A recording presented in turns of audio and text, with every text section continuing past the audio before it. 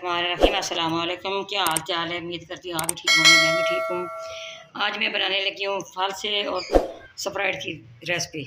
आपने देखना है, ये बहुत मज़े का जूस बनता है, बहुत टेस्टी बनता है। ये फल से डालूंगी ब्लेंडर के अंदर। ये आधा किलो फल से हैं, ये देखिए।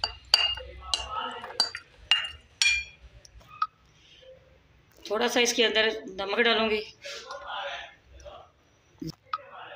ये आधा कप चीनी का डाल दूंगी, ये गिलास के अंदर ये पानी डाल दूंगी।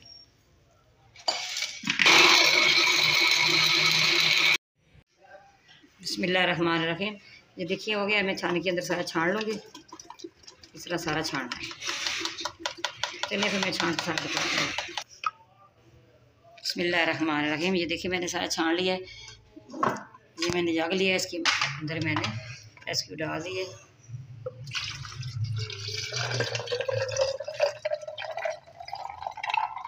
देखिए माशाल्लाह कितनी अच्छी से तैयार हुई है।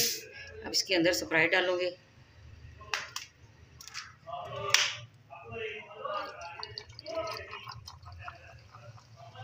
मैं अच्छे गिलासों के अंदर डालूँगी।